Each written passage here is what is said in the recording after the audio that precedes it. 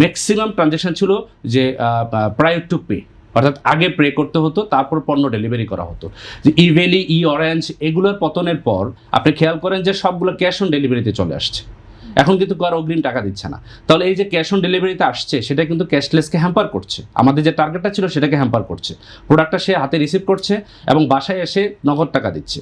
তো এইভাবে করে অ্যাকচুয়ালি আপনি ওই দুই একটা ইনসিডেন্স যদি না থাকতো, যেটা আমরা 2000 হয়তো 23, 24, 22 সালের দিকে ঘটনা বলছি, তারপর থেকে কিন্তু এটার আস্তে আস্তে ডিক্লাইনিং সিচুয়েশন তৈরি হয়েছে, স্পেশালি ই কমার্সে। তো সেক্ষেত্রে একটা জায়গা খুব ইম্পর্টেন্ট হচ্ছে আস্থা, জনগণের আস্থা যে আপনার টাকাটা লেনদেন করলে আপনার টাকাটা প্রপার জায়গায় গিয়েছে এবং এটার জন্য সরকার দায়বদ্ধ এবং সরকার চাইলে এটার জন্য কোনো প্রয়োজনীয় ব্যবস্থা গ্রহণ করতে পারে।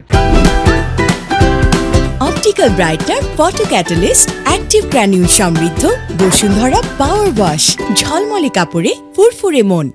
সেক্ষেত্রে আপনি দেখেন যে এই যে টাকা ছাপানো হয় এবং এই যে টাকার যে পরিচালনা ব্যয়, টাকার যে মেনটেন্যান্স, এটার জন্য টাকশাল যেটা আছে, যেটার মাধ্যমে টাকা ছাপানো হয়, এখানে অলমোস্ট 20,000 কোটি টাকার একটা বড় খরচ আছে প্রতি অর্থ বছরে।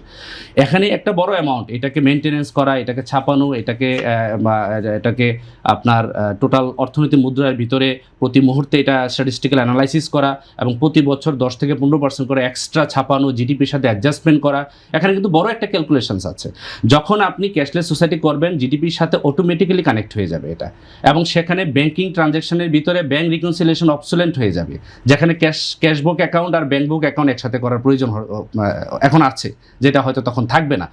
অনেকগুলো ইস্যুস আসলে সহজ হয়ে যাবে এবং ব্যবসায়ীরা তাদের যে লেনদেন করবে, ইন্টারন্যাশনাল লেনদেন করবে, ব্যালেন্স অফ পেমেন্ট শুরু করে আমাদের যেই এলসি এবং ব্যাক টু ব্যাক এলসি, ডলারের এগেনিস্টে টাকার যেই অ্যাডজাস্টমেন্ট, কালো টাকা এবং সাদা টাকার যে দৌরত্বটা রয়ে গেছে, বা সাদা টাকা কালো টাকার যে ফেসিলিটিগুলো দেওয়া হচ্ছে, সেই জায়গাও কিন্তু আপনার কর্মকর্তা থেকে শুরু করে ন্যাশনাল বোর্ড অফ রেভিনিউ, তারা কিন্তু চাইলে অনেক সহজে আসলে ব্যাংক অ্যাকাউন্টগুলো এবং আর্থিক যেই মুভমেন্টগুলো আছে এগুলো কন্ট্রোল করতে পারে।